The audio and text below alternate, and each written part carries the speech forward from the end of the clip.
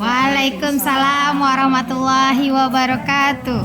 Para dewa juri yang saya hormati, perkenalkan nama saya Sofia Zahra, perwakilan dari TBM Rukun Dapat. Pada kesempatan kali ini, saya akan membawakan sebuah dongeng dengan judul Batu Rangkai. Nah, didengarkan baik-baik ya. Gejolak ombak bertemu arus pasang di ujung karang kepala Sambu. Tempat itu amat berbahaya bagi pelayaran kapal saat keluar masuk pelabuhan Pulau Batam. Air laut bergulung-gulung masuk ke celah bongkahan batu dapat menenggelamkan kapal. Konon, tersebutlah kisah Paduka Sri Maharaja yang memerintah negeri Singapura berabad-abad silam. Baginda terkenal sangat kejam, pencemburu, dan ganas. Karena dihantui rasa cemburu yang luar biasa, Baginda tega mengakhiri hidup Tuan Janakatik, orang alim dari pasar. Pada saat itu, diturunkanlah bencana. Singapura diserang ikan todak. Beribu-ribu ikan berparuh tajam dan runcing menyerang penduduk sampai ke pelosok-pelosok pedesaan pantai. Tidak ada lagi korban jatuh bergelimpangan secara mengerikan saat itu. Sampailah suatu ketika, tatkala Paduka Sri Maharaja sedang menunggang gajah, baju Baginda sendiri tersambar paruh ikan todak. Baginda amat cemas dan menggigil ketakutan.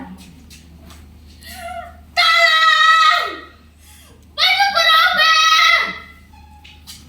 Dalam keadaan gawat itu, muncul seorang anak laki-laki menghadap Paduka Sri Maharaja.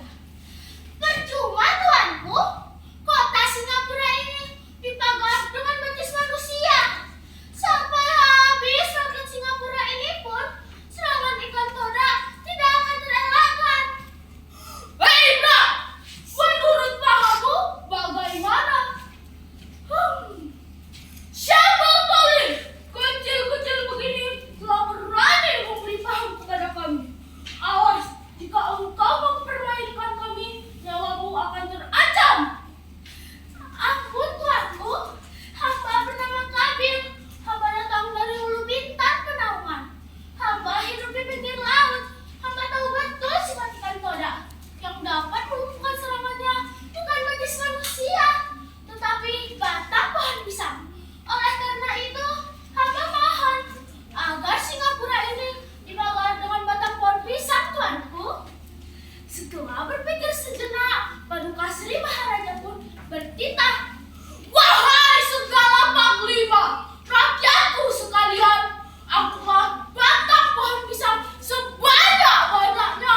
Lalu pagari kota Singapura ini dengan batang pisang itu sekarang juga. Kemudian berpagar pohon pisanglah kota Singapura.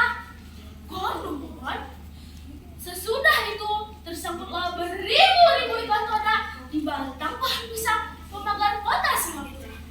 Ikan berparuh runcing dan ganas itu pun menggelepar-gelepar dan menjadi rebutan orang kampung untuk dimakan daging.